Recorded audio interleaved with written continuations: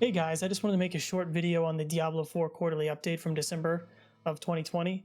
I know this video is definitely a little late, but with BlizzCon happening and them talking about certain things and not talking about certain things, I wanted to just quickly go over this update and maybe mention a few things from BlizzCon and also talk about some of the things that they mentioned in this quarterly update that I may disagree with and things that I do definitely agree with. So without further ado, let's just get started. What we're going to do is just skip over this introduction here. There's really nothing of importance throughout the introduction. Here at the top, they mention we're going to look at some of the changes to items in Diablo 4, which is no surprise to most people that have been following anything Diablo 4 related as of late, and deciding on the changes they wanted to make to items. And they wanted to say here that they first want to strengthen class identity by providing intuitive fantasy hooks. Items and skills that lean into the fantasy of your class are best. Okay. Second, we want to support deeper customization through our itemization. Items should support and enhance your class, and not define it. And finally, we're landing on overall depth somewhere between Diablo 2 and Diablo 3. We aim to provide years of things to discover and countless ways to build a class. Now, I think between Diablo 2 and Diablo 3 is probably a perfect balance, because the gameplay of Diablo 3 is actually pretty fun. I think that it's smooth. They did a pretty good job. The only thing I don't like about Diablo 3 so much is abilities having really long cooldowns, and those being like your major hard-hitting abilities is not very fun to kind of just stack CDR and wait for that thing to come off cooldown and like play around that one particular ability. I'm definitely more of a fan of the Diablo 2 approach, where you have, say you like a very specific ability and you want to scale that ability and play with that ability and gear around that ability. I like that idea, but I also do think it is a little archaic. So I think if they can find a mixture of the two, like they claim to be doing right now, then that is the ultimate balance, right? All right, let's move on. Since releasing the last quarterly blog post on the skill tree, we've been reviewing all of your feedback. Our team has also had a lot of hands-on time with our skill trees and frequent internal playtests, including an extended progression playtest. Based on this, we're confident that it's a solid direction, so we're going to iterate on it and make further improvements. For example, we're increasing the clustering of related skill nodes, so players don't have to go across the tree to find skill upgrades to their builds. See, this is kind of interesting because I think a lot of the feedback they've been getting on the tree has been negative, relatively negative. I think most people think it's pretty pathetic, and in reality it is. And when you're trying to compare, if you're comparing it a modern day ARPG to other modern day ARPGs, it is lacking significantly. And it's kind of funny because here they had nothing to share on it, obviously, but it says that they think that they're going in the right direction. So it's like they're acknowledging everyone's feedback that, like, yeah, we understand that nobody likes our skill tree. But at the same time, it's almost like they're ignoring it, because they say in the next sentence that based on their internal tests that they're confident that it's in the solid direction. So it's kind of like, are you really listening to feedback? It doesn't really feel like it. And with BlizzCon, or at BlizzCon rather, they didn't even bring up the skill tree. If anyone can find footage of it or anything, let me know in the comments, but there was nothing. I didn't see anything at BlizzCon about the skill tree. So I mean, that was, it's been a few months and they still don't seem to be ready to share anything else on it, which, I don't know, makes me a little worried that it's probably relatively the same. But yeah, let's continue. You say here, the ability to respecialize or respect your skills is a tricky one, and like many of you, blah blah blah. Yeah, so basically they say here that they believe you should be able to respec, but it shouldn't be something that you should be able to do just on the fly whenever you want. So basically, over time, as you get further and further into the game, your character, it becomes harder for your character to respec, which I think is great. I mean, I'm not with the elitists or like hardcore gamers that are like, you should never be able to respec. To me, it's just not fun, and it's not practical. Yeah, there are some people that want to sit here and play a game for 15 hours a day, and sure, for them that might be great. They never can respec and they can just re-roll another character. But there are so many people out there that have lives and things to do, and they're gonna just want to be able to respec and play the same character they want to play, and play it the way they want to play it. So I think it's a good choice. Primary stats. In our last blog, we agreed with your feedback that too much of character's power came from the items they wore, and we liked the imagery conjured by the phrases angelic power and demonic power, but they didn't reinforce the fantasy of what being a barbarian, a sorcerer, or a druid is all about. I actually hated the angelic power and demonic power. I went over this in a previous video. To me, it was just a roundabout way of just saying like dexterity and strength, but it was just confusing, like for the sake of just being original, right? To me, it was just silly, and it seems like they've come to the same conclusion here. So we went back to our roots and looked at the classic RPG elements of early Diablo games. What are you really doing when you wade through a horde of monsters and emerge a level higher on the other side? You're training, you're practicing a skill, you're getting better at what you do, becoming stronger and smarter. And you can see here in this little clip, it's just the barbarian gains level, and he receives 5 stat points and 2 skill points to spend. He can allocate them into, we'll see here, when you gain a level, you'll receive points to spend in strength, intelligence, dexterity, or willpower, along with your skill points. Of course, most barbarian builds are going to benefit from a healthy measure of strength, but as you build out your character and decide on skills and synergies, you'll want to mix in other attributes. Okay, and here we have an image showing this. So in this image, you can see that for the barbarian, strength increases skill damage by a certain percentage and increases defense by just flat defense. And then your intelligence increases all your resistances, your willpower increases your resource regeneration and improves healing. And your dexterity increases critical strike chance and improves chance to dodge attacks by a certain percentage. We'll get to the crit stuff in a second. Strength on a sorcerer increases defense by 20. The intelligence increases all damage and all resistances. I think that seems really good for the sorcerer. But I guess it just all depends on, they don't get flat defense out of any of these stats. Oh no, they do add a strength, I'm sorry. It seems like those two things together are pretty good. I guess we'll just have to wait and see what's more valuable, defense or resistances. If it's anything like D3, they'll be pretty similar, right? Increases willpower, increases critical strike chance and improves healing, and your dexterity increases resource regeneration and improves chance to dodge attacks. So yeah, this is interesting. I guess it could open up some doors for figuring out what's a good point at what you want your resistances to be at. I really hope, the thing that I really hated about Diablo 3 was that it was like you just could stack as much resistances as you could get on your character, and it would give you more defense towards that certain resistance. I really like the idea of Diablo 2 and like Path of Exile and other ARPGs where you're capped at a certain resistance. I like that play style of being able to maneuver your gear around, and in this case, you'd be maneuvering stats around to try to get the optimal setup for maximizing your resistances while also getting more damage. And I think it has a lot more interesting potential than just, here, you can just get a fuck ton of, resistances and it'll scale, and, it probably has diminishing turns after a certain point, but that's just not very interesting, I don't think. I'm not against this. I think this is actually kind of cool, but not if these things can just scale and scale and scale and scale. And as far as critical strike chance goes, I don't think any ARPG has been able to correctly do critical strike chance. I think that just about every game that has it, including Path of Exile, which everyone nowadays refers to as like the ARPG, which they really aren't wrong. I don't think that they're even close to nailing critical strike chance. It's one of those things that always feels like it's really strong, and there's like no downside to playing a crit build. I mean, in Path of Exile, the downside is investment, but outside of that, it's really not a downside because most people play Trade League or whatever.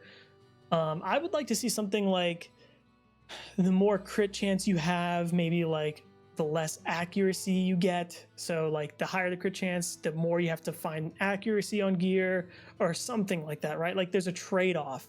It's not just like, oh, I need to stack as much crit as possible on my character, because that's what D3 is like too.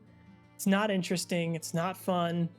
It's not engaging, really. And yeah, that's just kind of my gripe with crit chance in general. I just don't think it really creates anything too interesting for gameplay. You can supplement your character stat build with items to give you a little more willpower here, a little more strength there, but the vast majority of your stats will come from how you choose to spend your points. And here's where it gets really interesting. Many of the nodes in each class skill tree have additional effects if you meet specific primary stat thresholds. You'll get the baseline effect of these nodes when you spend the skill points to unlock them, but get enough of the corresponding primary stat and the bonus effect will activate. So this idea is interesting. Let's open this up just for anyone who hasn't seen it. So you see here that you have just your baseline whirlwind here, which just rapidly attacks nearby enemies for a certain amount of damage. And you upgrade it and it restores 1 fury each time it hits an enemy. And then here you see that at 150 dexterity, whirlwind provides a 3% movement speed boost each second while active, stacking up to 15%. And then over here, if you have 225 strength and dexterity, whirlwind provides plus 1% critical strike damage per second while active, stacking up to 20%. I mean, here's another thing. I mean, just that's 20% fucking crit. I mean, that's crazy. That's a lot of crit chance that you get just for free. So clearly they're going heavy, like leaning heavy into the Diablo 3 playstyle of crit, right? They just want you to get as much crit chance and crit damage as possible. Like I said, not a fan, but you know, that seems to be the way they're going. Also, what's interesting about this specifically is recently at BlizzCon, there's been, I don't know if these images were shown at BlizzCon, somebody, or they were released on the D4 website. Maybe if I can find them here, I'll try to show it up on the screen at the same time. But they released some images of items that showed them having like 170 to all stats or something, or 170 dexterity and like plus 40 to all stats. So basically you're getting like, you know, 240 dexterity from one item. And that just makes this kind of stuff like trivial. And you can see they think that this creates some sort of interesting dynamic with allocating your stat points, right? Like you'll want to think carefully about how to allocate your stat points to activate these effects. But really, do you have to think that carefully if an item is so strong that it gives you that many stat points? I mean, obviously, I would imagine that when you're playing the game, you want to itemize your character so that you're not relying on gear stats for these breakpoints. You know, you want to be able to get as much defense and damage out of your items as possible without having to sacrifice those affixes on those items for things like 150 dexterity or whatever. But you know, that's really not much of a sacrifice if you only need 1 or 2 items to fill out your stat problem. And you know, the allocation itself isn't really making much of a difference considering you're only getting 5 points a level. And currently I think from what we can see, the max level is like 40. And you know, I can't imagine it going much higher than that when the game releases. They don't seem to have any intention of making this like a, you know, 1 to 100 type game like other ARPGs or like 1 to 99 like in D2. But yeah, so I don't know. I think it's, the idea is cool, but if items are staying the way that they are being presented, then it's not really a problem. You know, it's like for most people that regularly play ARPGs, it's kind of a joke, right?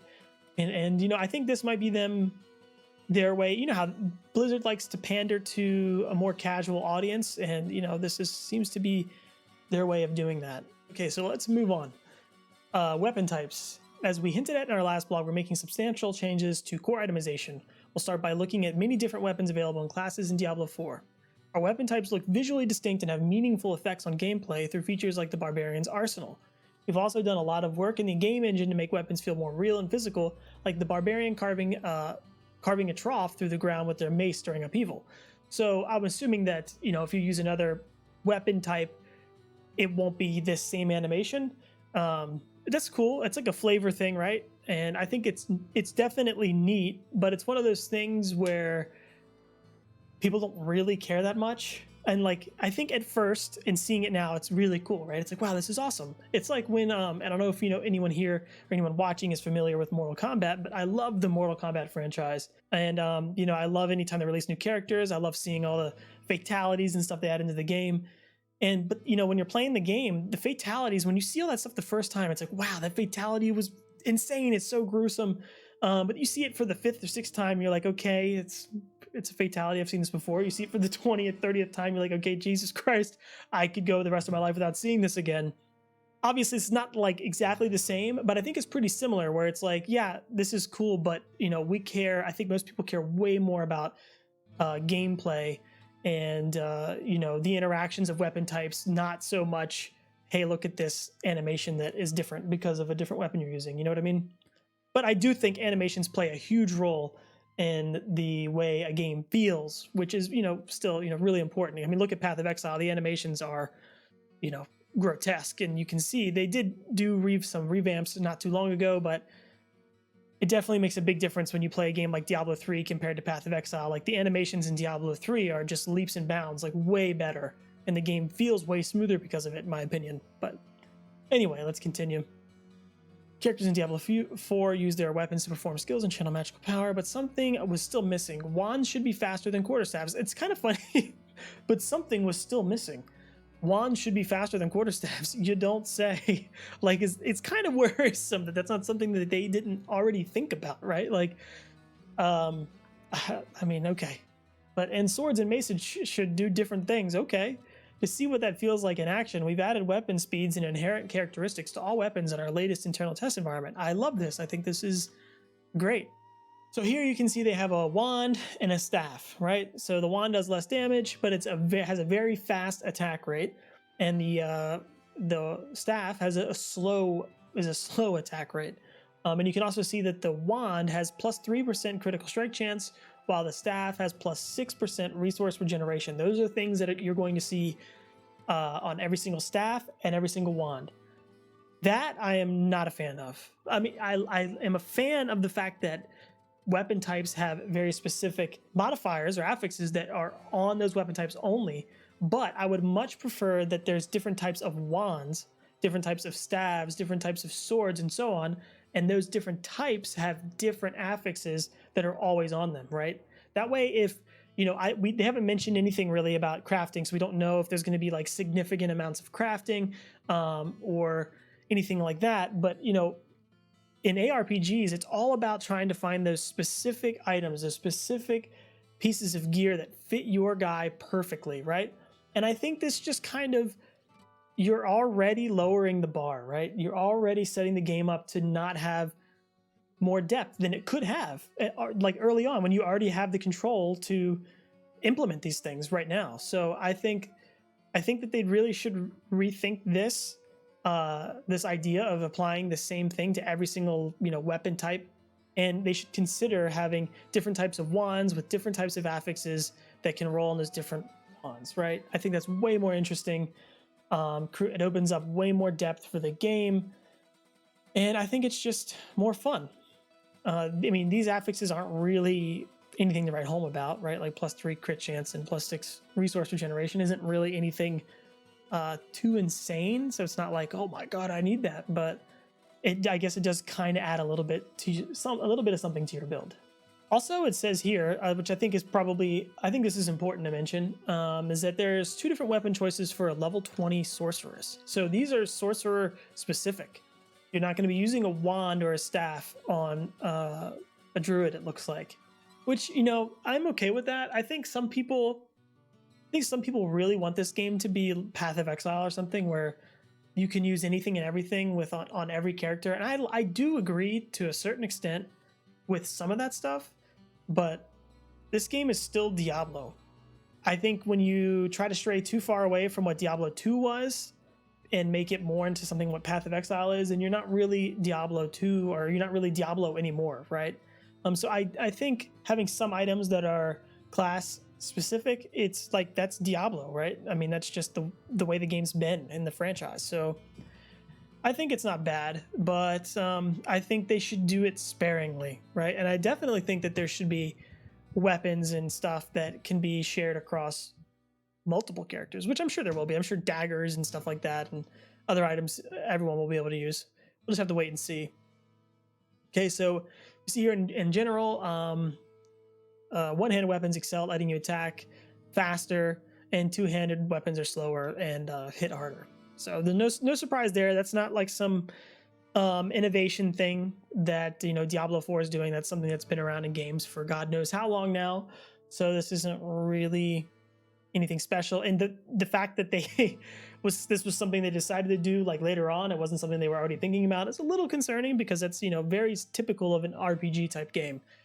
Okay, so here it gets really interesting, and this is some of the stuff that I really like about this quarterly update. I think it's really interesting, and there's some stuff that I think that should be changed, but we'll talk about that in a second. So here it says, we've also made some exciting changes to the game's item qualities. Philosophically, we like the clarity of analysis afforded by clearly understood item tiers.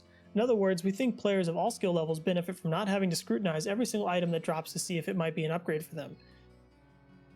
True.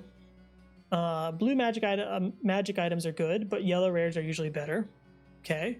There's a great feeling of progression when you graduate into items with greater complexity, more powerful effects, and cooler looks as you level up. And the game-changing powers found on the legendary items in Diablo 3 are exciting and offer many possible effects that just aren't possible with regular affixes. That said, we don't want to end up in a place where the right decision is to ignore every item that doesn't have a glowing orange sky beam. And I think from the way these items are set up, or it looks like they're going to be, to me, it looks like that's still going to be the case. I think you are mostly going to be building your character around orange sky beams. But yeah, let's finish this real quick. So we're making a lot of exciting changes here. We're increasing the potential power of individual affixes on magic items. We're increasing the maximum number of affixes on rare and better items in the endgame. Legendary affixes now roll randomly, yes, really, on legendary items, and unique items will replace mythics. So yeah, mythics were something they talked about at the last BlizzCon.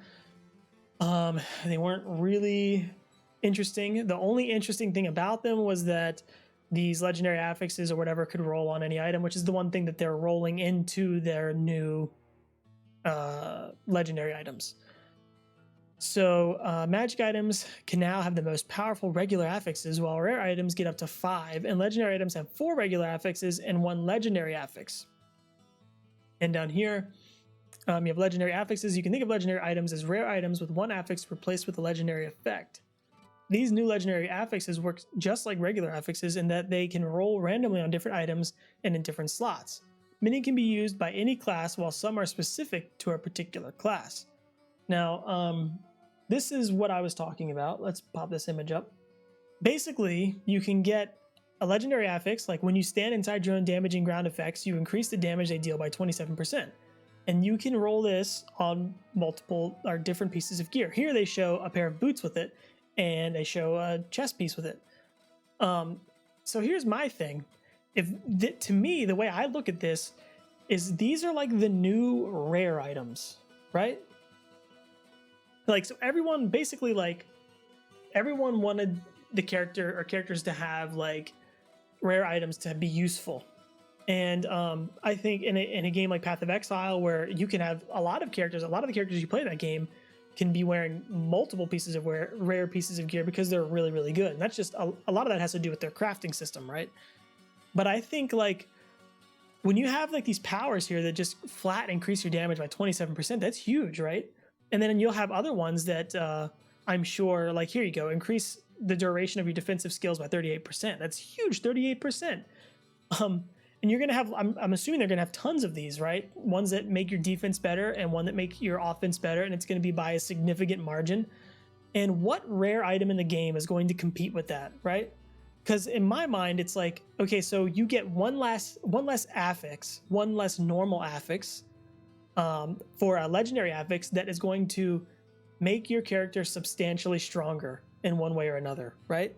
So why would you ever wear a rare item when you have these affixes that can roll on these legendary pieces? You're going to end up wearing a full set of legendary items, as far as I can tell. I could be completely wrong, but I really don't think rare items are going to have the value that people want them to have. And I don't necessarily think that that's awful, right? I think if they do implement some sort of crafting system where you can tailor make these legendary items to like fit your build, I think it could be more interesting and more fun. But I think maybe they should limit how many of these you can wear, which again it's like you'd have to create a restriction on a system because you created this system that wasn't that great and well thought out to begin with. So now you have to like clamp down on it, and is that fun for players to like clamp down on it? Not really. So it's a tough one, right? But I think what is interesting is that if you see here on this amulet of Chilling Frost, there's still the 4 normal affixes and then the legendary affix and an empty socket. So you can still roll sockets. They don't take up affix space, which I thought they would, but they don't. So that's interesting. So, you know, I guess if you're like farming for that specific piece of gear, like, so say if you wanted this amulet or you wanted this legendary affix rather, that your chill effects will trigger freeze 25% faster, but you deal 30% less frost damage, and you wanted that on your amulet with a certain set of stats, and ideally with, you know, an empty socket. I don't know if it can roll more than 1 socket on there. I know that items can roll to more 1 socket. I just don't know if it can fit more than 1 socket, given that it already has the 4 affixes and the legendary affix, because I haven't seen an example of that yet. But you know, I would ideally you'd probably be farming for that kind of stuff, right? Like, oh, I want to get this item with these perfect stats and this many empty sockets, which is kind of like Diablo 3, I feel like, where you're probably already going to be wearing it. It depends on how common these things are, right? It depends on how they, if it's not like Diablo 3 and they make it so legendaries are rare, then yeah, it could be kind of interesting. But if you're sitting there and trying to, but if you can find these things relatively often, then it's not going to be that interesting. It's going to be just like D3, where you're basically farming over and over and over again for the same item over and over and over again until you get that perfectly rolled one, and then you throw it on, which isn't fun. All right, let's continue. We spent a lot of time on this. See here, you notice a variety of affixes in the examples above, including elemental resistances and sockets for gems and runes, which can appear on items in place of another affix. See, it says here, including elemental resistances and sockets for gems and runes, which can appear on items in place of another affix. But we already saw here on the amulet, you can see the socket there already, right? And it has all the maximum rolled affixes. So maybe they mean like elemental resistances specifically, because you have another item up here, this rare item, and it has the full 5 affixes. Or no, or it could be referring, no, it doesn't. It has 3 affixes and 2 sockets. So this rare item here has 2 sockets and 3 affixes. So these are rolling in place of the affixes. So we'll see here are the unique items. So these are, this is like the big, one of the bigger changes too, is since they don't have the mythic items anymore, they are using uniques now as like their end-all be-all items. So unique items are making a comeback in a big way in Diablo 4. We're embracing the fantasy of these build-around items with completely fixed affixes, heavily thematic, and usually class-specific powers and distinctive looks. Already, can already say, not a giant fan of a lot of them being around class-specific powers. I think that, like, again, I think that really shoehorns players into very specific builds and playstyles that the game already designs for you, you know what I mean? Which isn't very fun. But let's open this up so we can get a better look at some of these. So here with the Kilt of the Plaguebringer, your poisons no longer deal damage over time. Instead, 127% of the total damage is dealt to the target when your poisons expire. And this one doesn't seem like it's class specific. So I think that's cool. I think that's really cool. A unique that any class can wear and can do some unique things with. And it can really have a player sitting there thinking, wow, how can I make this fit into my build and make it good, right? What ability could I use? How could I build around it? Do I need more speed? Do I need a slower weapon that hits harder? You know, I love that kind of stuff, right? And then you have this Stormwalker's Cudgel, which when a hurricane deals damage, there's a chance to automatically cast Tornado at the target for free. This is kind of boring, right? This is like a World of Warcraft legendary. I could see like how you could build around this, right? You can maybe get some legendary affixes that increase your tornado damage or whatever, and you're just getting it for free. Or maybe you have, maybe your tornado and hurricane fall under the same category of like elemental damage or something, and you can scale flat elemental damage and you can just do a lot of damage with both of them. It's kind of cool, I guess, but it's not like particularly fun, and it's the game telling you how to play, right? And here is Mad Wolf's Glee. Poison enemies hit by your lacerate or thrash instantly deal 25% of the remaining damage to all nearby enemies. And this is kind of cool too, but once again, it's class specific. Um, and you know, I think it seems like it's going to be like this would help your AoE, right? Like you're clearing if that's something that the game is. I mean, I really hope they don't go in the direction of Diablo 3 where everything is a giant sponge and you're there for 45 minutes killing it, because personally, I think in ARPG, you should get your character to a point where it's strong and you're just decimating things, right? That's where it feels fun to me. You know, I get that some people want this like greater rift thing where you can, if you want, you can push your character as hard as it can go, and I get that. But to me, it's like I think I would like to have a game be where you get your character to a certain point to where they're so strong that you can feel it, right? You're just annihilating things. But yeah, as far as these go, I would much rather items like this, the first one, right? Ones that anyone can use and you can sit there thinking about it. Okay, how can I build my character on this? I think that's way more fun, way more interesting. I personally, I mean, obviously, I think no matter what, some games are going to have specific class uniques like this, and I think that's fine. But I think if anything, they should err on having less of these, more of these. Makes a way better game, in my opinion. Okay, so they say we still like the idea of mythic items, but we don't want to create an item quality that invalidates others. So they're out for now. One of the things we loved most about them was the promise of getting random legendary powers on items, so that's put in their legendary items. With the addition of the skills and passive tree, primary stats, and changes to items in Diablo 4, we can't wait to see all the builds you'll create. I mean, to be honest, with the legendary affixes and these class-specific uniques, there are going to be a lot of setups that are just built for you, right? You won't have to think too hard about how to build your character. It'll be like, okay, well, these very clearly go well together, so I'll be using these. I think the thing that you'll probably be thinking about more than anything for a lot of players is which slot is the best for my legendary affix, right? So you know your character needs this legendary affix. Should I get it for my necklace, my boots, or I mean, it depends on what they can roll on. If the legendary affix can roll on literally any piece of gear, then it kind of doesn't matter, right? You won't even have to think about that because it's like, well, it can roll on any piece of gear, fuck it. So I'll just get it anywhere, and just like my other affixes, I'll get them anywhere, and so it won't really make a difference. I think but if they make them specific where you can get a legendary affix on like your amulet and a pair of boots and that's it for that particular affix, then that opens up a little bit of play with moving items around and figuring out where exactly you want them and for what reason. And yeah, I think maybe they could add some stuff to crafting in that department too, where it's like if you can only get one affix on your boots and amulet, maybe you can craft, there's some sort of crafting item that makes it so you can get it on another piece of gear, like your belt or something, but it's rare, right?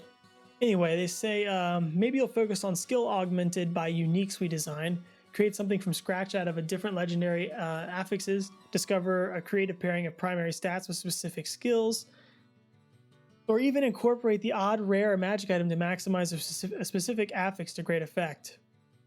Incorporate the odd, rare, or magic item. When would you ever use a magic item? I think this was just put in here as like flavor text to like make people think like, oh right, yeah, I could, magic item's gonna be so good I could use one. Wow, no, that's not gonna happen. You'll never use a magic item. You'll most likely never use a rare item either. I can't think of a reason why you would, but yeah, I guess we'll see. I think Path of Exile does some interesting things where they have like a legendary item where it's like if your left ring is a magic ring or something, this legendary gets an added benefit if you're wearing like a magic item. Like that kind of stuff I think works, right? And can be kind of cool and interesting. But yeah, outside of that, I don't ever see you using a magic item except for like the first 3 levels you're playing the game. Unless if they do it like Diablo 2, where it takes a lot longer to get some gear, like pieces of gear to fill into your character. But yeah, we'll see. We're excited to read through the community feedback on the updates in this blog. As always, please remember that none of this is final, as the game is still actively in development. And your constructive discussions around these features will continue to help Diablo 4 and greatly appreciate your support and thoughts about the game. And blah, blah, blah, blah, blah. So yeah, I think there's some interesting stuff here. I do think that they're moving in the right direction, right? I mean, at the last BlizzCon, when they were talking about mythic items in their previous iteration of itemization, it was scary, right? I think everyone was like, holy shit, this game is going to be bad. But, you know, I think that this definitely shows some hope. I really hope that people are out there giving constructive feedback. They're not doing it in a very super negative way. I know, because sometimes I can be very passionate and frustrated sometimes with the way these games are going, especially something like a franchise like Diablo, where there's so much love that people have for this franchise. But you know, they really do need the constructive feedback from as many people as possible right now, and I hope they're getting it. You know, I hope that they make some more changes here, and I really hope in the next quarterly update we get some more information on the skill branch, right? Maybe it will be a skill tree eventually. But yeah, thanks for listening, guys. I hope you enjoyed the video, and if you did, make sure to subscribe. And I'll be having new videos coming out here soon, talking about BlizzCon stuff and Diablo 4 and the Diablo 2 Resurrected. I'm a gigantic fan of Diablo 2, so I'm excited to make those videos as well. And hopefully I'll see you guys later. Bye-bye.